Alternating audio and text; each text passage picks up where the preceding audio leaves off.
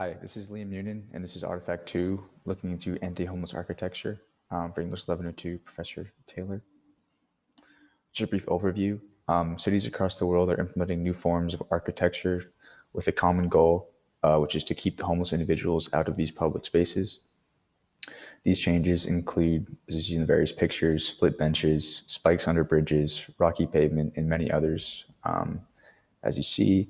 And these changes are definitely more than just harmless futuristic updates to city architecture. The message behind them is much more serious. Here's the thesis that the whole presentation is based off of, which is that anti-homeless architecture does not help solve the homeless crisis in cities, and the funds for these projects should definitely be put elsewhere.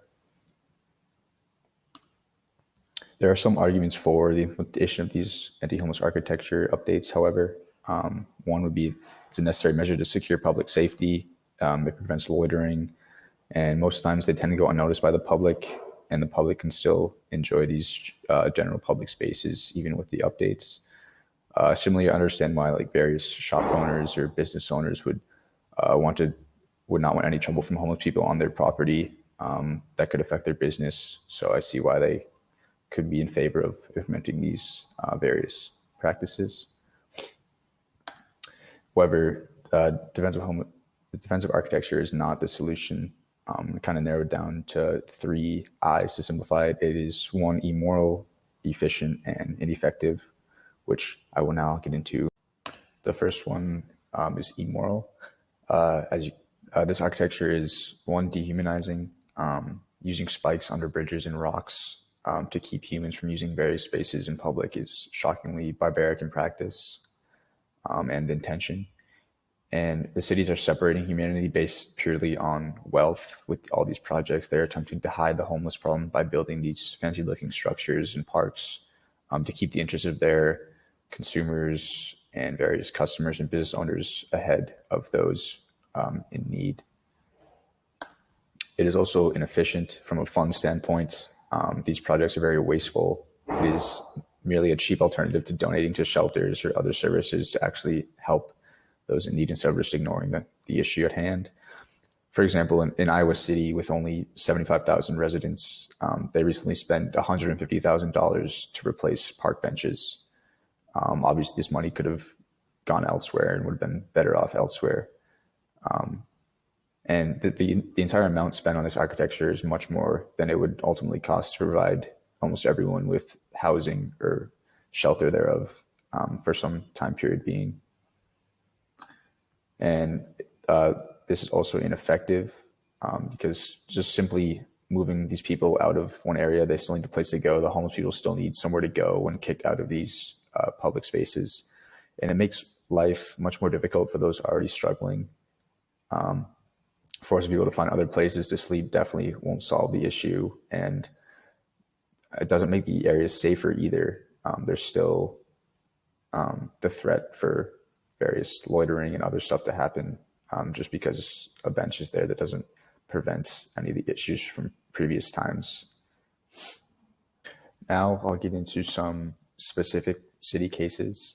First started with New York City. The graph you see up there, it represents the number of people waiting for a shelter for one night. And as we see, this rate has climbed substantially over the past decade or so. And New York City has done other implementations. They've installed sprinklers and various bike racks, etc. As you can see, by the graph, if this money was spent on shelters or something of the like, the numbers would likely go down. There wouldn't be that many people waiting for just one night to stay in a homeless shelter. And in Philadelphia, there was a recent renovation of Love Park, which cost over $26 million. And many of these new spaces in the park include this hostile architecture discussed in the presentation. And the city council president claimed in the speech for the grand opening of the park that this is your space, talking to people, and more importantly, this is your city, which this claim is obviously contradictory, as the homeless crisis is only worsened by the renovation. And this money could have very well been spent in other places to solve some of the homeless problems in just Philadelphia alone. And then in San Francisco, just another method worth noting is pea-proof paint, which causes someone who wants to pee in a wall, it comes back right at them, which is just hasn't been discussed yet, but another kind of barbaric in practice and just immoral. We kind of move into the conclusion now. It should be evident that anti-homeless architecture is not a part of the solution to the homeless crisis. It puts the needs of consumers and business owners ahead of those who need help the most. What can be done? We can build shelters and not defenses. As we see, Vancouver has benches that fold up into beds. As you see in the top left there, they have benches that fold into beds at night. This is just one of the many positive examples to counteract these negatives regarding these architectural developments. And ultimately, all this leads us to the question of who is truly welcome in public space and who is more specifically discluded, not included in public space.